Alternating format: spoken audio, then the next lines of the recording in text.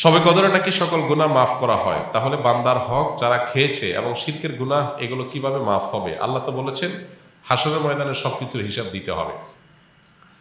শবে কদরে সব গুনাহ মাফ হবে, কিন্তু বান্দার হক তো মাফ হবে না ভাই।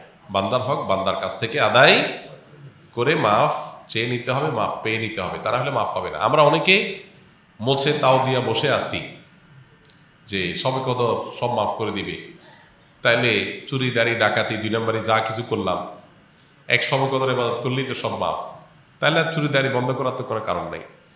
দেখুন, ইসলামের সাথে অন্য সব ধর্মের এখানে একটা মৌলিক পার্থক্য। খোদ ইয়াহুদিরা, আল্লাহ কোরআনে তাদের সম্পর্কে বলেছেন, ইয়াহুদিরা বলে লাং তামাসসানান নারু ইল্লা আইয়ামাম মাদুদা, তারা বলে আমাদেরকে আগুনে জাহান্নামে কয়েকদিন থাকা লাগবে, এরপর আমরা জান্নাতে থাকবো। অল্প কয়েকদিন থাকা লাগবে, অনন্তকাল আমরা জান্নাত অটোমেটিক আমাদের গ্রান্টেড। এই জন্য তাদের অপরাধ থেকে বাঁচার কোনো গরজ নাই। খ্রিস্টানরা মনে করে ঈসা আলাইহিস সালাম তিনি শুলে চড়ে, যদিও তিনি শুলে চড়েন নাই কোরআনের বর্ণনা অনুযায়ী, তিনি আত্মাহুতি দিয়ে আত্মত্যাগ করে আমাদের সমস্ত পাপের দায় তিনি নিয়ে নিছেন। এটা কারা মনে করে? খ্রিস্টানরা। যেহেতু আমাদের সমস্ত পাপের দায় উনি নিয়ে নিছেন, অতএব আল্লাহ আমাদের আর কিছু করবে না, আমাদের পক্ষ থেকে আমাদের নবী নিয়ে নিছে সব। এই জন্য তাদেরও কোনো পাপ না করার ব্যাপারে কোনো গরজ। ইসলাম এমন এক দিন, যে দিন বারবার করে কোরআনের পাতায় পাতায় বলেছে ওয়া আল্লাহ তাজিরু ওয়াজিরাতুন বিজরা উখরা, কারোর পাপের বোঝা আর কেউ বহন করতে পারবে না, কোনো অপশন নাই। তুমি পাপ করছো, তোমাকেই পেতে হবে। এই জন্য একজন ইমানদার পাপ করলে সেটার প্রায়শ্চিত্ত করতে হবে। আপনি পাপ করবেন, অন্যের হক নষ্ট করবেন, আর শবে কদরে আপনারা মাফ করে দিবে। জি না, শবে কদরে আপনার ছোটখাটো গুনাহগুলো মাফ করে দিবে, কিন্তু আল্লাহর কাছ থেকে বান্দার হক নিয়ে মাফ পাইতে হলে তারটা তাকে ফেরত দিতে হবে বা তার কাছে মাফ চেয়ে নিতে হবে, তারপর আল্লাহ তাআলা মাফ করবেন। অতএব এ বিষয়ে যেন আমাদের ঘাটতি না থাকে। শবে কদরে কি আসলে ভাগ্য পরিবর্তন হয়? ভাগ্য পরিবর্তন করতে কি কি আমল করা দরকার? ভাইরা আমার, লাইলাতুল কদরে মানুষের ভাগ্য লিপিবদ্ধ হয়। ভাগ্য লিপিবদ্ধ হওয়ার 4-5টা স্তর আছে, 4-5টা লেভেল আছে। বিভিন্ন লেভেলে মানুষের ভাগ্য নির্ধারণ হয়। মানুষের সৃষ্টির হাজার বছর আগে, 50,000 বছর আগে আল্লাহ তাআলা মানুষের তাকদীর লিখেছেন। আবার মাতৃগর্ভে থাকাকালীন সময় আরেকটা লেয়ারে লেখা হয়। এরপরে প্রত্যেক বছর লাইলাতুল কদরে আবার সেই চূড়ান্ত যেটা লেখা আছে এজমালি, ওইটা নিয়ে বিস্তারিত লেখা হয় প্রতি বছর লাইলাতুল কদরে। কোরআন কারীমে সূরা দুখানে আল্লাহ বলেছেন ইন্না আনজালনাহু ফী লাইলাতিন মুবারাকাহ ইন্না কুন্না মুনজিরিন ফীহা ইউফরাকু কুল্লু আমরিন হাকীম। আল্লাহ বলেছেন আমি এই কোরআনকে নাজিল করেছি বরকতময় রাতে। কোরআন কোন রাতে নাজিল হয়েছে? শবে বরাতে না শবে কদরে? শবে কদরে। সেই রাতে আল্লাহ বলছেন ফীহা, অর্থাৎ সেই বরকতময় রাতেই ইউফরাকু কুল্লু আমরিন হাকীম, সব গুরুত্বপূর্ণ বিষয়গুলোকে আল্লাহ তাআলা ধার্য করেন। এখান থেকে বোঝা যায় লাইলাতুল কদরে সব মানুষের ভাগ্য নির্ধারণ। এখন কত ভাগ্য যেন ভালো নির্ধারণ হয়, তার জন্য কি করার আছে? সবচেয়ে বড় করা হলো ঈমান এবং তাকওয়া অবলম্বন করা। আল্লাহ বলেছেন যে ওয়ালাউ আন্না আহলাল কুরআ আমানু ওয়াত্তাকাউ লাফাতাহনা আলাইহিম বারাকাতিম মিনাস সামা। কোন জনপদের মানুষ ঈমান আর তাকওয়া আনলে আল্লাহ তাআলা বলেন আসমান থেকে বরকতের সব দুয়ারগুলো উন্মোচন করে দিবেন। আপনার ভাগ্যে ভালো কিছু লেখা হোক, চাইলে আপনাকে ঈমান আমলের চর্চায় এগিয়ে যেতে হবে। আমাদের দেশে মানুষ সব রাতে মসজিদে ভিড় করে, সারা বছর নামাজ কালামের খোঁজ খবর নাই, সব রাতে মসজিদে এসে ভিড় করছে। কেন? ভাগ্যে যেন ভালো কিছু লেখা হয়।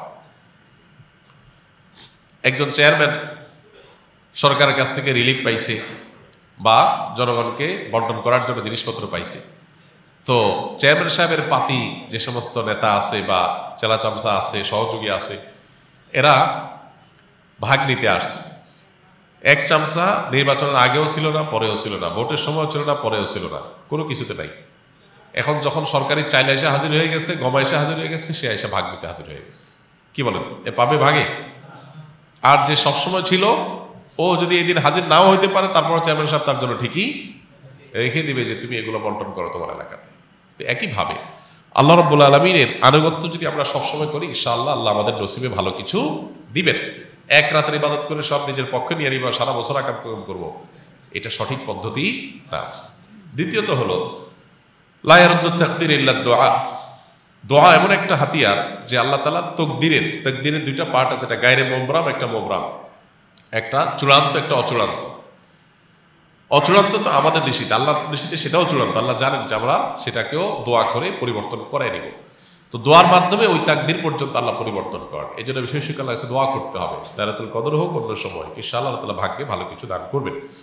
রমজানের শেষ 10 দিনের গুরুত্বপূর্ণ আমলগুলো কি কি? রমজানের শেষ 10 দিনের সবচেয়ে বড়, সবচেয়ে প্রধান, অন্যতম আমল হলো ইতিকাফ করা।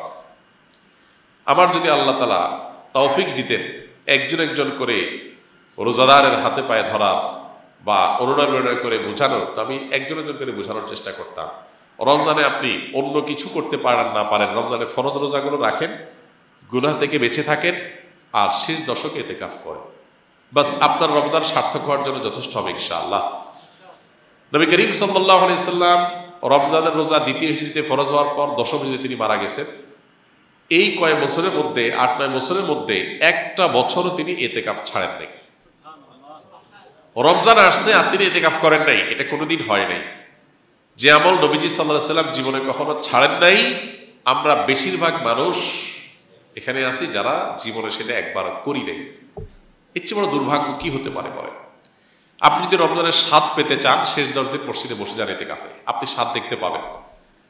আমাদের হাজার ব্যস্ততার কারণে আমরা আসলে চাইলেও সব ইবাদত করে উঠতে পারি না। 10টা দিন মসজিদে আবদ্ধ হয়ে যান, অভূতপূর্ব এক আনন্দ পাবেন। এই জন্য ভাই, রমজানের শেষ 10 দিনের সবচেয়ে বড় আমল হলো ইতিকাফ করা। দ্বিতীয়ত, শেষ 10 দিনের অন্যতম আমল হলো বেশি বেশি ইবাদতবন্দি করা। নবী সাল্লাল্লাহু আলাইহি ওয়াসাল্লাম সম্পর্কে হাদিসে আসছে, কানা ইয়াজতাহিদু ফীহি মা লা ইয়াজতাহিদু ফী গায়রি। নবীজি শেষ 10 দিন যেরকম ইবাদত করতেন, এত কষ্ট করে ইবাদত অন্য কোনো সময় তিনি করতেন না। এই জন্য শেষ দশকে সবচেয়ে বেশি ইবাদত করা দরকার। আমরা তো মার্কেটে যে সময় নষ্ট করে ফেলি, শেষ দশক সারা রাত জেগে ইবাদত করা দরকার।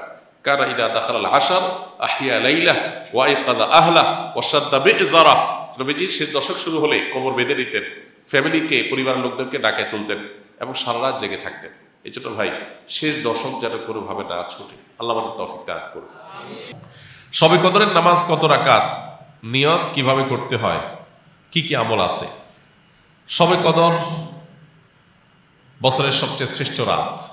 এ রাতের ইবাদত খায়রুম মিন আলফি শাহর, হাজার মাসে ইবাদতের চাইতে উত্তম।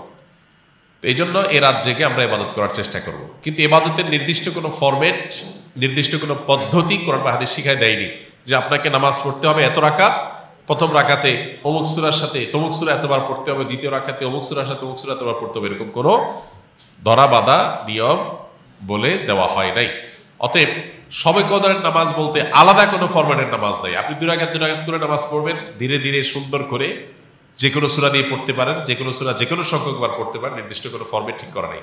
শবে কদর উপলক্ষে একটা জিনিস শুধুমাত্র হাদিসে শেখানো আছে, এটা হলো একটা দোয়া, আল্লাহুম্মা ইন্নাকা আফুউন তুহিব্বুল আফওয়া ফাআফু আন্নি। আল্লাহ, আপনি ক্ষমাশীল, ক্ষমাকে পছন্দ করেন, আমাকে ক্ষমা করে দিন। এর বাইরে শবে কদরের নামাজ বলতে আলাদা নিয়মের কোনো নামাজ নাই।